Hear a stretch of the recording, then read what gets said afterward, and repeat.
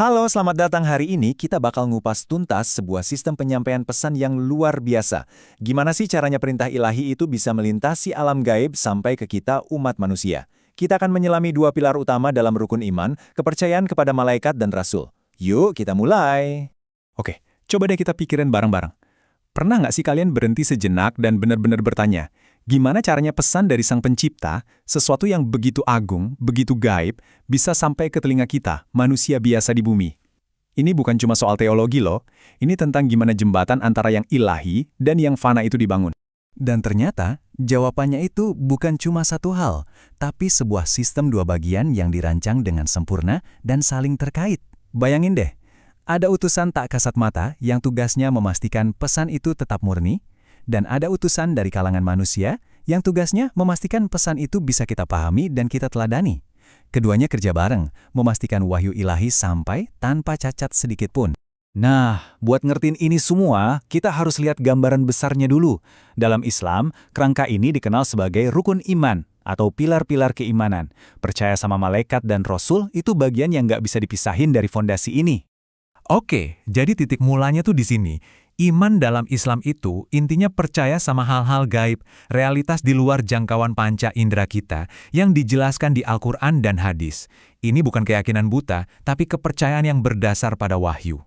Dan fondasi kepercayaan pada yang gaib ini langsung nyambung ke pilar pertama yang mau kita bahas, para utusan surgawi itu sendiri. Oke, kita mulai dari kurir pertamanya dulu ya. Mereka ini adalah makhluk-makhluk yang keberadaannya kita yakini, walaupun kita nggak bisa lihat pakai mata kita. Para malaikat. Jadi di malaikat itu sebenarnya apa sih? Menurut ajaran Islam, mereka adalah makhluk yang diciptakan dari cahaya, esensi yang murni. Yang paling membedakan mereka dari kita adalah ketaatan mutlak mereka. Beda sama manusia, mereka nggak punya pilihan untuk membangkang.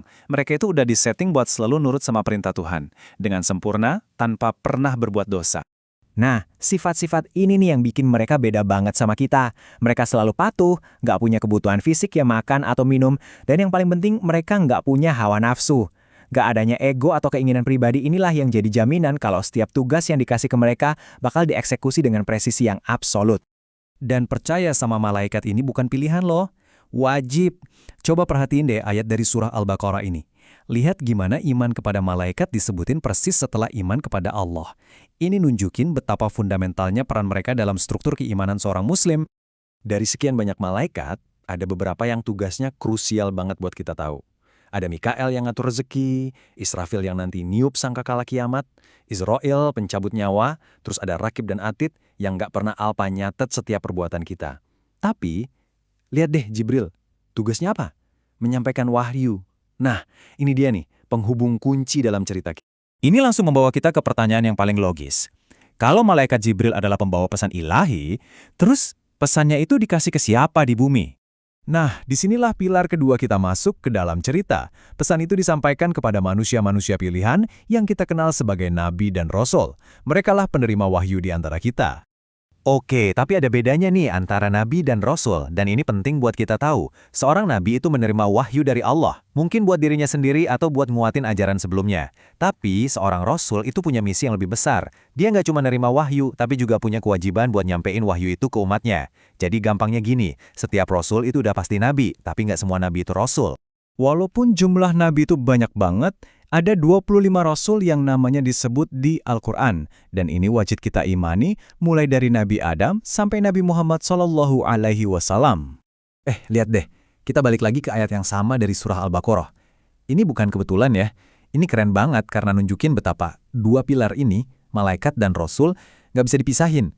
Satu ayat yang sama nyuruh kita iman ke malaikat sekaligus iman ke rasul. Mereka ini satu paket yang utuh dalam sistem penyampaian wahyu.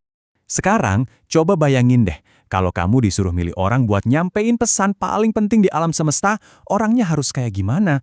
Pastinya nggak bisa sembarangan kan? Nah makanya, mereka ini punya standar karakter yang luar biasa. Para rasul itu dijamin punya 4 sifat inti. Mereka itu syidik, artinya jujur, mustahil mereka bohong karena kebohongan bakal ngerusak pesannya. Mereka amanah, bisa dipercaya, nggak mungkin mereka khianat karena kepercayaan itu pondasi misinya. Mereka tablik, artinya mereka nyampein semua wahyu, nggak ada yang disembunyiin. Dan mereka fatanah, cerdas, biar bisa ngejawab semua keraguan dan nyampein pesan dengan cara paling efektif. Sifat-sifat ini tuh kayak jaminan mutu langsung dari Tuhan. Tapi, nah ini yang penting banget, di balik kesempurnaan tugas mereka, mereka tetap manusia. Mereka bisa lapar, mereka sakit, mereka tidur, sama kayak kita. Kenapa ini krusial? Soalnya ini bikin ajaran mereka jadi bisa kita contoh, bukan cuma teori di atas langit. Mereka menunjukkan gimana caranya jadi manusia terbaik. Oke, jadi kita udah ngerti konsepnya. Malaikat itu kurirnya, rasul itu penerimanya. Terus, apa gunanya kita percaya semua ini? Apa dampaknya buat hidup kita sehari-hari? Nah, disinilah semuanya jadi satu kesatuan yang utuh.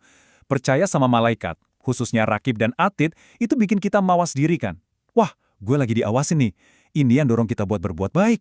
Terus, percaya sama Rasul ngasih kita role model, contoh nyata gimana ngejalanin hidup yang benar.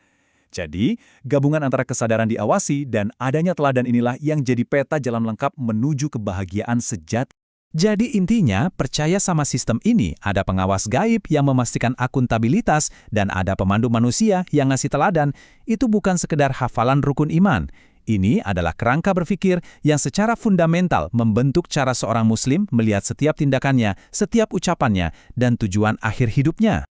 Sebagai penutup, saya mau kasih satu pertanyaan buat kita renungin bareng-bareng. Kalau kita benar-benar sadar, 100% sadar, kalau setiap kata dan setiap perbuatan kita sedang dicatat oleh malaikat untuk hari pertanggungjawaban nanti, kira-kira bagaimana hal itu akan mengubah pilihan-pilihan kecil yang kita buat detik demi detik setiap hari? Coba pikirkan. Terima kasih sudah menyimak.